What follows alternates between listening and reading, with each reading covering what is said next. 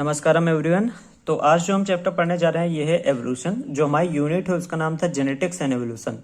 Genetics में दो chapter थे, principle of inheritance and variation और मॉलिक्यूलर बेसिस ऑफ इनहेरिटेंस, वो दोनों हम पढ़ चुके हैं। और आज हम एवोल्यूशन पढ़ लेंगे तो ये हमारी यूनिट कंप्लीट हो जाएगी।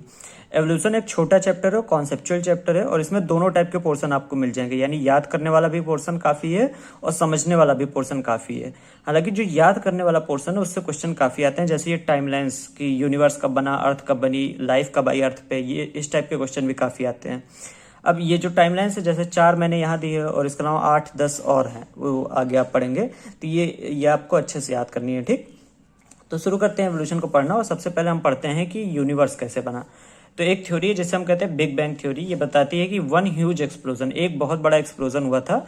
और ये कितना बड़ा था? अनइमेजिनेबल इन ह्यूमन टर्म्स, मतलब ह्यूमन के लिए ये इमेजिन करना भी मुश्किल है, अनइमेजिनेबल है। इतना बड़ा एक्सप्लोजन हुआ था और उसी से यूनिवर्स बना। अब जो यूनिवर्स है ये 20 बिलियन ईयर एगो बना। BYA मतलब बिलियन ईयर एगो, ठीक। तो यूनिवर्स जो है वो 20 बिलियन ईयर एगो बना। अर्थ जो है वो 4.5 बिलियन ईयर एगो बनी। लाइफ अर्थ पे ओरिजिनेट हुई 4 बिलियन ईयर एगो और पहला नॉन सोलर लाइफ फॉर्म अर्थ पे 3 बिलियन ईयर एगो आया, ठीक। नॉन सोलर लाइफ फॉर्म मतलब ऐसे ऑर्गेनिज्म जिनका सेल का स्ट्रक्चर जिनके पास नहीं होता, जैसे वायरस होता है उसके पास सेल नहीं होती है, ठीक। तो ऐसे organism non solar life forms ये 3 बिलियन ईयर एगो है, ठीक। अब आते हैं अर्ली अर्थ। अर्ली अर्थ मतलब जो शुरुआत में अर्थ बनी, इस पे कोई एटमॉस्फेयर नहीं था, हाई टेम्परेचर, बहुत ज्यादा टेम्परेचर रहता था। और इस पे क्या क्या चीजें थी? वाटर वेपर था, मीथेन थी, कार्बन डाइऑक्साइड था और अमोनिया थी। इसके अलावा इसका रिड्यूसिंग एटमॉस्फेयर था, मतलब इसमें हाइड्रोजन काफी ज्यादा था, ठीक। और वॉल्केनिक स्टॉर्म चलते रहते थे। स्टॉर्म मतलब क्या होता है? तूफान। तो वॉल्केनिक स्टॉर्म भी चलते रहते थे अर्ली अर्थ पे। अब आते हैं मिलर एक्सपेरिमेंट पे। जो मिलर नाम के साइंटिस्ट थे एक, इन्होंने क्या किया कि जो अर्ली अर्थ थी इसका जो मतलब जो भी चीजें अर्ली अर्थ में थी और जो भी टेम्परेचर था उसको इन्होंने रिक्रिएट किया एक फ्लास्क में। फ्लास्क मतलब होता है एक, समझ लीजिए, कांच का बॉटल। तो मिलर ने क्या किया, एक कांच का बॉटल लिया और उन्होंने इसमें मीथेन लिया, हाइड्रोजन लिया, अमोनिया लिया और वाटर वेपर लिया, मतलब जो जो चीजें अर्ली अर्थ में थी वो चीजें ली और 800 डिग्री सेल्सियस पे टेम्परेचर लिया। तो हाई टेम्परेचर इन्होंने लिया एक फ्लास्क में। अब इस फ्लास्क में इन्होंने इलेक्ट्रिक डिस्चार्ज क्रिएट कराया और इन्होंने क्या ऑब्जर्व किया? अमीनो एसिड फॉर्मेशन, यानी अमीनो एसिड बन रहे थे। और अमीनो एसिड से क्या बनता है? प्रोटीन बनता है। तो मतलब इनका कहने का मतलब था इसी तरीके से जो अर्थ है इस पे अलग अलग मॉलिक्यूल्स बने होंगे और उन्हीं मॉलिक्यूल्स को मिला के हमारी लाइफ ओरिजिनेट हुई होगी, ठीक है। तो ये था मिलर का एक्सपेरिमेंट। अब आते हैं theories of origin of life. मतलब कई सारे लोग अपने अपने तरीके से बताते हैं कि लाइफ जो है अर्थ पे वो कैसे आई होगी, ठीक। हालांकि ज्यादातर लोगों के पास कोई प्रूफ नहीं था। जैसे कि पेनिस्पर्मिया थ्योरी। पेनिस्पर्मिया थ्योरी क्या कहती है? Spores were transfer to earth, मतलब अर्थ पे स्पोर भेजे गए थे बाहर से, प्लेनेट के बाहर से स्पोर अर्थ पे भेजे गए थे और इन्हीं स्पोर से लाइफ बनी, ठीक। इसका कोई प्रूफ नहीं है, हालांकि ये बताई गई है बस। दूसरी थ्योरी आती है थ्योरी ऑफ स्पॉन्टेनियस जनरेशन। इन्होंने बताया कि life came from decaying and rotting metal. Life जो है वो डिकेइंग मतलब जो चीज सड़ गल रही हो, ठीक है। रॉटिंग मतलब सड़ जाना। तो जो सड़ी गली चीजें हैं उनसे लाइफ ओरिजिनेट हुई। अब ये disapprove by Louis Pasteur. Louis Pasteur नाम के साइंटिस्ट थे, इन्होंने एक एक्सपेरिमेंट किया था और उससे इस थ्योरी को डिसअप्रूव कर दिया था। तीसरा है केमिकल एवोल्यूशन ऑफ लाइफ। यही थ्योरी काफी ज्यादा एक्यूरेट मानी जाती है, बाई ओपरेन एंड हेल्डन के द्वारा दी गई थी। Life comes from pre existing organic molecule. इन्होंने बताया कि लाइफ जो है वो प्री एग्जिस्टिंग ऑर्गेनिक मॉलिक्यूल से आता है। प्री एग्जिस्टिंग मतलब जो पहले से हैं ऑर्गेनिक मॉलिक्यूल, जैसे प्रोटीन, RNA, कार्बोहाइड्रेट, इस टाइप के मॉलिक्यूल्स। तो इन्होंने बताया इन्हीं मॉलिक्यूल्स से लाइफ का ओरिजिनेट हुआ है, ठीक है। तो काफी एक्यूरेट ये थ्योरी मानी जाती है। चौथी थ्योरी है थ्योरी ऑफ स्पेशल क्रिएशन। काफी बकवास थ्योरी है। All organism were created as such. इनका कहना है कि जो भी ऑर्गेनिज्म आपको दिखते हैं आज वो ऐसे ही बनाए गए थे, जैसे किसी भगवान ने बनाए होंगे या किसी ने बनाया, ऐसे ही इन्होंने वो सारे ऑर्गेनिज्म इसी तरीके से बनाए गए थे, ठीक है।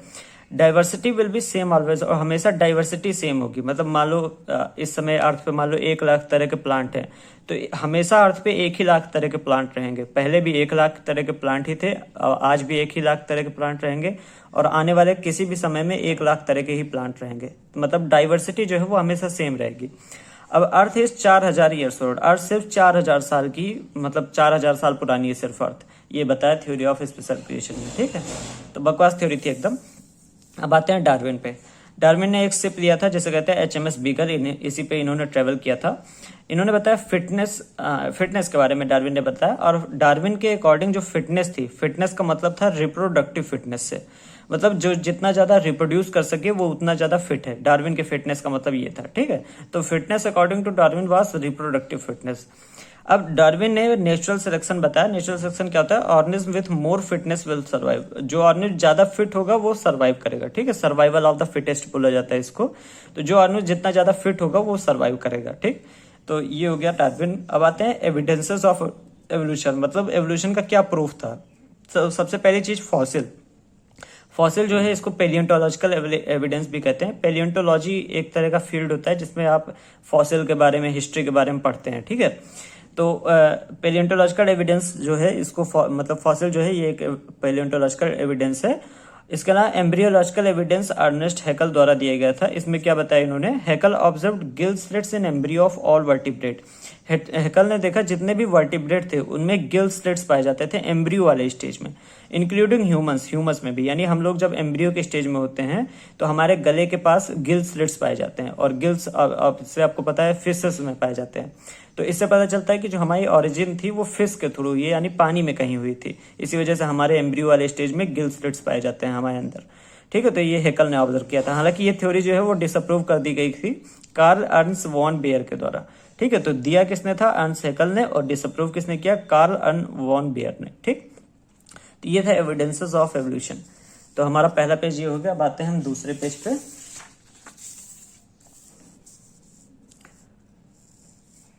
और दूसरे पेज पे सबसे पहले हमको पढ़ना है होमोलॉगस स्ट्रक्चर्स के बारे में।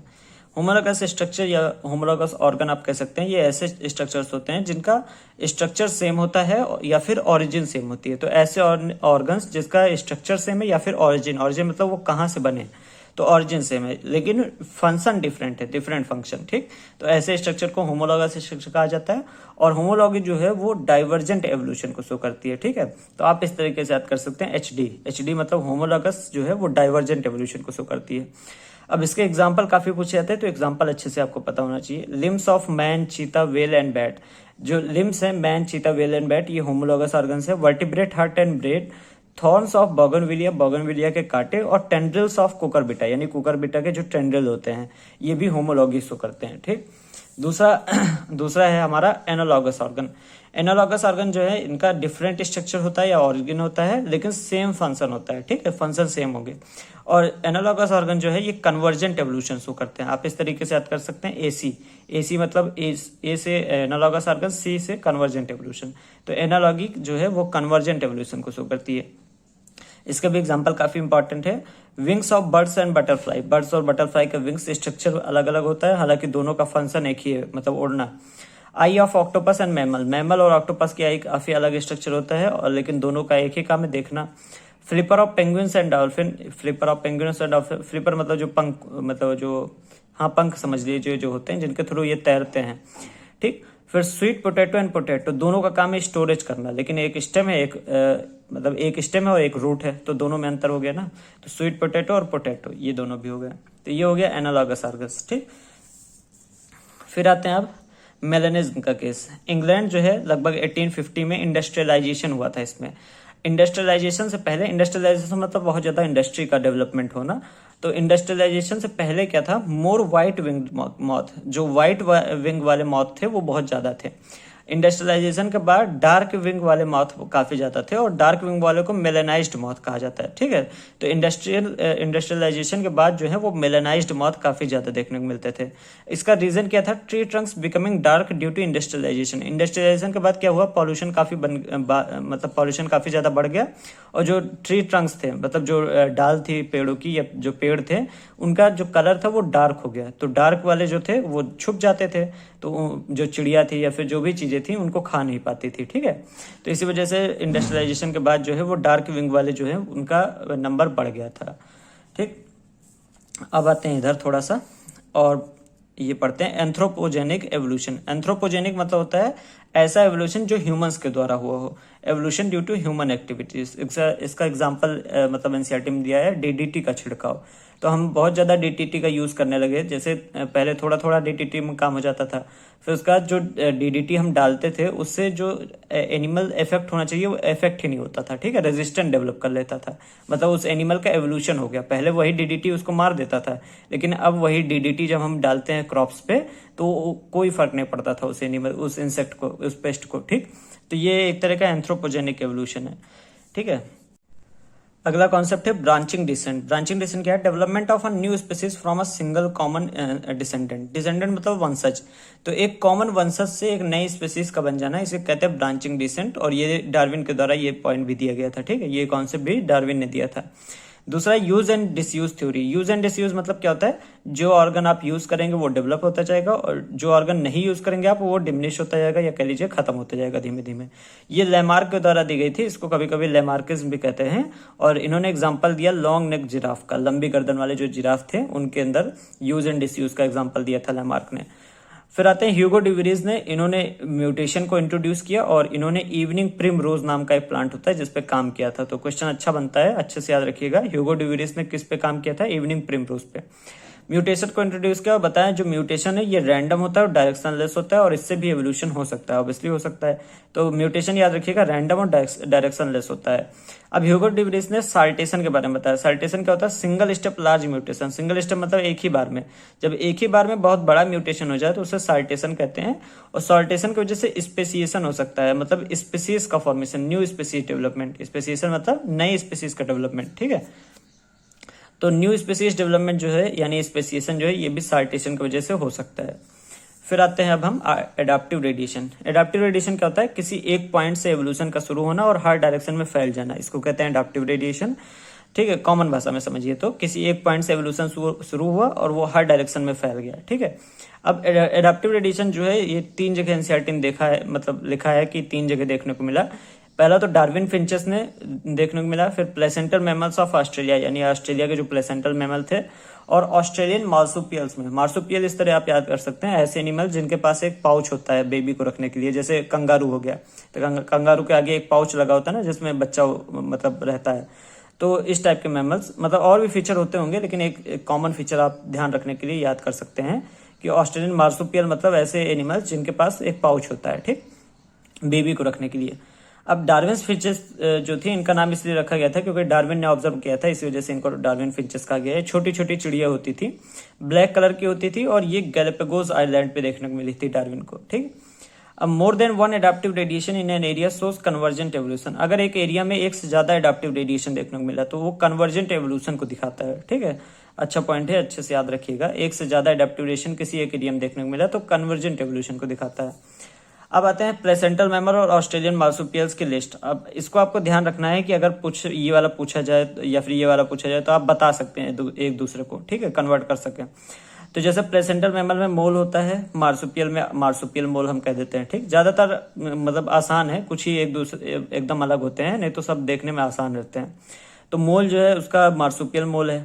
आंट ईटर जो है इसका नम्बैट है। माउस मार्सुपियल माउस, लीमर का स्पॉटेड कस्कस, फ्लाइंग स्क्विरल का फ्लाइंग फैलेंजर, बॉब कैट का तस्मेनियन टाइगर कैट, वुल्फ का तस्मेनियन वुल्फ, ठीक है। तो ये आपको याद रखना है कि मतलब काउंटर पार्ट क्या है, जैसे प्लेसेंटल का कौन सा काउंटर पार्ट ऑस्ट्रेलियन मार्सुपियल है, ठीक है।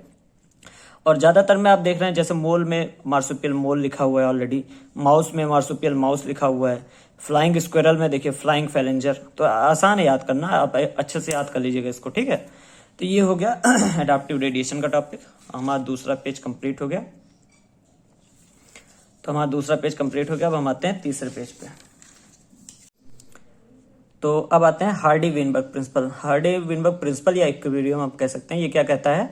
Allele frequency in a population are stable and is constant from generation to generation. जो एलील फ्रीक्वेंसी मतलब क्या होता है? मान लेते हैं 1000 लोग हैं, 1000 में से आप मान लीजिए कोई एक एलील ले लीजिए और आप चेक करिए कि वो एक एलील जो है वो 1000 में से कितने लोग के पास है, या फिर कह लीजिए कितना फ्रीक्वेंट है, कितनी बार देखने को मिलता है, इसे कहते हैं एलील फ्रीक्वेंसी। तो जो एलील फ्रीक्वेंसी एक पॉपुलेशन के अंदर होती है वो स्टेबल होती है और कांस्टेंट होती है फ्रॉम जनरेशन टू जनरेशन, यानी थ्रू आउट जनरेशन कांस्टेंट रहती है, ठीक है। या इसी को आप कह सकते हैं sum total of all allele frequency is equal to 1, दोनों एक ही बात है। अब जो हार्डी वेनबर्ग इक्विलिब्रियम है ये तभी काम करता है जब ये 5 चीजें ना हो। अगर इन 5 चीजों में से कोई भी एक चीज हो गया तो ये जो सेंटेंस है वो गलत हो जाएगा दोनों, ठीक है। अब क्या चीज नहीं होना चाहिए, एक सेकंड, हाँ क्या चीज नहीं होना चाहिए, जीन माइग्रेशन या जीन फ्लो नहीं होना चाहिए, जेनेटिक ड्रिफ्ट नहीं होना चाहिए, म्यूटेशन नहीं होना चाहिए, नेचुरल सिलेक्शन नहीं होना चाहिए, और जेनेटिक रिकॉम्बिनेशन, ये 5 चीजें नहीं होनी चाहिए, तभी हार्डी-वेनबर्ग इक्विलिब्रियम मेंटेन रहेगा। ठीक, अब आते हैं फाउंडर इफेक्ट पे। फाउंडर इफेक्ट क्या आता है, if in genetic drift the remaining population becomes new species it is called founder effect. इसको आसानी समझिए, मान लेते हैं 1000 मच्छर थे, जेनेटिक ड्रिफ्ट जब होता है तो कुछ मच्छर मर जाएंगे, कुछ जिंदा रहेंगे। अब 1000 में से मान लो 900 मच्छर मर गए और 100 मच्छर जिंदा हैं, तो जो 100 मच्छर जिंदा है मान लो वो एक पूरी नई स्पीसीज बना देते हैं, तो इसको कहेंगे हम फाउंडर इफेक्ट, मतलब एक पूरी नई स्पीसीज बन गई जेनेटिक ड्रिफ्ट की वजह से, तो इसको हम कहते हैं फाउंडर इफेक्ट। ठीक है, तो आसान भाषा में समझिए, क्योंकि एनसीईआरटी अगर पढ़ेंगे आप फाउंडर इफेक्ट पे तो कुछ नहीं समझ में आएगा। ठीक है, अब आते हैं यहाँ पे, ये बताया गया है आपको कि मान लेते हैं इस एक्सेस पे हमने ले लिया नंबर ऑफ इंडिविजुअल और इस पे हमने लिख लिया कैरेक्टर। अब कैरेक्टर मान लेते हैं हम, ले लेते हैं कि जैसे यहाँ पे हम ले देते हैं कि गोरा, काला और सांवला। तो मान लेते हैं एक पॉपुलेशन है जिसमें 1000 लोग हैं और 1000 लोग में से ज्यादातर लोग सांवले हैं। ठीक है, मतलब बीच के कैरेक्टर के हैं, ना गोरे हैं ना काले हैं, ज्यादातर लोग जो हैं वो मैक्सिमम लोग, देखिए यहाँ पे पीक आई है, पीक मतलब ज्यादातर लोग जो है वो सांवले हैं। ठीक, अब इसमें 3, जो ये पॉपुलेशन है 1000 लोगों की, इसमें 3 कंडीशंस हो सकती हैं। या पहला कंडीशन देखते हैं, यही 3 कंडीशन होती हैं। पहले कंडीशन में क्या हुआ, मान लेते हैं जो आगे आने वाली पॉपुलेशन मान लो बढ़ी, और पॉपुलेशन में क्या हुआ, देखा गया कि 1000 लोग में से अब बहुत ज्यादा लोग सांवले ही हैं। ठीक, मान लेते हैं पहले 1000 में से 500 लोग सांवले थे, अब आगे वाले आने जो मतलब टाइम बढ़ेगा तो ऑब्वियसली पॉपुलेशन चेंज होगी, और मान लेते हैं अब जो पॉपुलेशन नई बन गई उसमें 1000 में से 900 लोग जो हैं वो सांवले हो गए। तो मतलब जो कैरेक्टर पहले से था वही कैरेक्टर बढ़ गया। अब पहले 1000 में से 500 लोग सांवले थे और अब वही 1000 लोग में से 900 लोग सांवले हो गए। ठीक है, तो इसको कहते हैं स्टेबलाइजेशन। स्टेबलाइजेशन में क्या होता है, जो मेन कैरेक्टर होता है, जो सबके पास ज्यादातर होता है, वही कैरेक्टर और ज्यादा बढ़ जाता है। ठीक, फिर दूसरा केस क्या होता है, मान लेते हैं कि पहले 500 लोग सांवले थे, बाकी लोग जो थे वो गोरे और काले थे। अब क्या हुआ, 500 में से मतलब 1000 में से 900 लोग काले हो गए और जो गोरे लोग थे और जो सांवले लोग थे वो काफी कम हो गए। तो इसको कहते हैं हम डायरेक्शनल चेंज। डायरेक्शनल चेंज मतलब क्या होता है, किसी एक डायरेक्शन में बदल जाना। जैसे पहले क्या था, बीच में था, ना गोरे ना काले, सांवले लोग, अब क्या हो गया, काले लोग हो गए ज्यादातर। ठीक है, अब ये क्या हो गया, डायरेक्शनल चेंज। डायरेक्शनल चेंज मतलब किसी एक डायरेक्शन में, ऐसा जरूरी नहीं है काले की तरफ जाना, गोरे की तरफ भी चले जाना, किसी एक डायरेक्शन में, मतलब या फिर काले की तरफ एक्सट्रीम में जाना या फिर गोले की तरफ एक्सट्रीम में जाना, बीच में ना रहना, तो इसको कहते हैं हम डायरेक्शनल चेंज। ठीक, तो यहाँ पे क्या था कि 100 में से 500 लोग सांवले थे, अब यहाँ पे मतलब 1000 में से 500 लोग सांवले थे, बाकी गोरे और काले थे। अब यहाँ पे 1000 में से 900 लोग क्या हो गए, काले हो गए, अब बाकी गोरे और सांवले हैं। ठीक है, तो मतलब एक कैरेक्टर इस यहाँ पे डायरेक्शन में, एक डायरेक्शन में चले गए सारे लोग। फिर तीसरा आता है डिसरप्शन। डिसरप्शन में क्या होता है, जो सांवले लोग थे वो कम हो गए, देखो यहाँ पे कम हो गया, और जो गोरे थे और जो काले थे वो लोग ज्यादा हो गए। तो अब में मतलब 1000 पॉपुलेशन थी, 1000 में से मान लो 200 लोग ही सांवले बचे, 400 लोग गोरे हो गए, 400 लोग काले हो गए। तो जो मेन कैरेक्टर था, जो ज्यादातर लोगों के पास था, वो काफी कम हो गया, और इसको कहते हैं हम डिसरप्शन। ठीक है, तो मतलब उम्मीद करते हैं आपको समझ में आ गया होगा, ये गोरे काले का एग्जांपल लेके आपको अच्छे समझ में आ गया होगा। नहीं आया होगा तो कमेंट करिएगा, थोड़ा फिर से समझाऊंगा। ठीक है, अब कोई भी चीज है, कोई भी आप कैरेक्टर ले सकते हैं, कोई एक कैरेक्टर, ये टाल और शॉर्ट लिख सकते हैं, मतलब कुछ लोग बहुत छोटे थे, कुछ लोग मीडियम साइज के थे, कुछ लोग बहुत लंबे थे। ठीक है, तो पहले मान लेते हैं मीडियम साइज वाले बहुत ज्यादा थे, और इसमें 3 केस हो सकते हैं, या फिर हो सकता है कि मीडियम साइज वाले और ज्यादा लोग हो गए हों, या फिर हो सकता है बहुत ज्यादा लंबे या फिर बहुत ज्यादा छोटे वाले लोग हो गए हों, या फिर हो सकता है कि मीडियम साइज वाले बहुत कम हो गए हों, सिर्फ लंबे और छोटे वाले बहुत ज्यादा हो गए हों। ठीक, तो आप कोई भी कैरेक्टर लेके इसको समझ सकते हैं। ठीक है, और एग्जाम में जनरली जो पूछा था वो ये पूछा था कि ये ग्राफ दे देंगे और इन तीनों में से कोई एक दे देंगे, और बताएंगे कि कौन सा पार्ट हुआ है, स्टेबलाइजेशन हुआ है कि डायरेक्शनल चेंज हुआ है, डिसरप्शन हुआ है। आसानी से समझ जाएंगे। अगर मेन कैरेक्टर यानी बीच में ही एकदम पीक हो गई हो और लंबी हो गई हो तो स्टेबलाइजेशन कह देंगे, एक डायरेक्शन में पीक अगर शिफ्ट हो गई हो तो डायरेक्शनल चेंज कह देंगे, अगर बीच में कम हो गया हो, बाकी दोनों कैरेक्टर बढ़ गए हो, तो इसको हम डिसरप्शन कह देंगे। ठीक है, तो ये ग्राफ हो गया, अच्छे से आपको समझ में आ गया होगा। अब आते हैं टाइमलाइंस के बारे में। मैंने बताया था टाइमलाइंस काफी पढ़नी है आपको। अब यहाँ पढ़ो, तो वहां पे हमने 4 पढ़ी थी, इसके अलावा यहाँ पढ़ते हैं। सेलुलर फॉर्म्स, हमने नॉन सेलुलर वहां पे पढ़ा था। सेलुलर फॉर्म जो लाइफ की दिखने को मिली वो 2000 मिलियन ईयरों को दिखी। अब MYA मतलब मिलियन ईयरों को, वहां पे BYA था बिलियन ईयरों को, यहाँ पे MYA। तो सेलुलर फॉर्म जो है वो 2000 मिलियन ईयरों को देखने को मिली। इनवर्टिब्रेट्स ऑरिजिनेट हुए 500 मिलियन ईयरों को। जॉलेस फिश 350 मिलियन ईयरों को। Fish that can move on land and go back to water, that is lobe fish. Lobe fish एक तरह की फिश होती हैं जो कि लैंड पे आती हैं कभी कभी और फिर वापस वाटर में चली जाती हैं। तो इस तरह की फिश जो होती हैं लो फिश जो जिनको कहते हैं, ये भी 350 मिलियन ईयर को देखने को मिली। फिर रेप्टाइल्स का डोमिनेशन हुआ, मतलब जैसे अभी हमारा लोग का डोमिनेट है, ह्यूमंस जो है वो डोमिनेट करते हैं पूरी अर्थ को। तो रेप्टाइल्स का जो डोमिनेशन हुआ था वो 150 मिलियन ईयर को देखने को मिला था, मतलब जब ज्यादातर पूरी उस पे अर्थ पे रेप्टाइल्स थे। फिर fish like reptile 200 million year ago देखने को मिली। एग्जांपल इक्थियोसॉरस, तो याद रखना है इक्थियोसॉरस जो है एक तरह की फिश के तरह की रेप्टाइल है, ठीक। ये 200 मिलियन ईयर को देखने को मिले। फिर है सीलोकैंथ। सीलोकैंथ जो है एक तरह की लो फिन है, ये अच्छे से याद रखिएगा। सीलोकैंथ जो है इज लो फिन, एक तरह की लो फिन होती है, फिश होती है बेसिकली एक तरह की। थॉट टू बी एक्सटेंट, इसे ये सोचा गया था कि ये एक्सटेंट हो गई, हालांकि 1938 में साउथ अफ्रीका में ये देखने को मिली थी, ठीक। तो मतलब एक्सटेंट नहीं हुई है। तो सीलोकैंथ के बारे में ये एनसीईआरटी है अलग से दिया है। तो ये हो गया तीसरा पेज, और हमारा आखिरी पेज पे हम आ जाते हैं, एवोल्यूशन ऑफ मैन। तो ह्यूमन एवोल्यूशन पे काफी अच्छे काफी ज्यादा क्वेश्चन आते हैं, और ये हमारा आखिरी पेज है, जल्दी से पढ़ लेते हैं इसको भी। तो ह्यूमन का एवोल्यूशन की शुरुआत सबसे पहले हुई ड्रायोपिथेकस और रामापिथेकस से। ड्रायोपिथेकस जो था ये ज्यादा एप लाइक था। एप मतलब होता है मंकी, या मतलब हाँ मंकी ही कह लो, बंदर के तरह। तो जो ड्रायोपिथेकस था ये ज्यादा बंदर के तरह था, और रामापिथेकस थोड़ा ह्यूमंस के तरह था। ये 15 मिलियन ईयरों को देखने को मिले थे, ठीक है। तो मतलब ये जो फॉसिल्स मिलते हैं हमें, उसी से हम ये एज जो है वो मतलब एज जो है उसका हम अंदाजा लगाते हैं फॉसिल देख के, ठीक। तो सबसे पहले ड्रायोपिथेकस आया, फिर रामापिथेकस आया, और ये दोनों लगभग 15 मिलियन ईयर देखने को मिले, 15 मिलियन ईयरों को देखने को मिले थे। फिर आया ऑस्ट्रेलोपिथेकस जो कि 2 मिलियन ईयर को देखने को मिला था। ऑस्ट्रेलोपिथेकस एट फ्रूट, यानी फ्रूट खाते थे। हंटेड विथ स्टोन वेपन, और स्टोन के वेपन बना के हंट करते थे। तो एक क्वेश्चन आता है कि जब ये फ्रूट खाते थे, मतलब क्या कहते हैं, फल खाते थे, तो इनको हंटिंग की क्या जरूरत पड़ती थी। तो ऑब्वियसली अपने बचाव के लिए हंटिंग कर सकते हैं, या फिर खेल के लिए हंटिंग कर सकते हैं, इस टाइप की चीजें हो सकती हैं जिसकी वजह से ये शिकार करते थे। तो ये शिकार तो करते थे स्टोन के वेपन से, लेकिन खाते क्या थे, फ्रूट थे, यानी वेजिटेरियन थे। फिर आते हैं होमो हेबिलिस पे। होमो हेबिलिस जो है इनकी ब्रेन कैपेसिटी 650 से 800 सीसी के आसपास थी, और डिडेंट ईट मीट, ये भी मीट नहीं खाते थे, और इनको फर्स्ट होमिनिड कहा जाता है, यानी ह्यूमन लाइक ऑर्गेनिज्म, पहला ह्यूमन लाइक, ठीक है। तो होमो हेबिलिस को क्या कहा जाता है, फर्स्ट होमिनिड। होमिनिड मतलब होता है ह्यूमन लाइक, तो पहला ह्यूमन लाइक ऑर्गेनिज्म जो था वो होमो हेबिलिस था।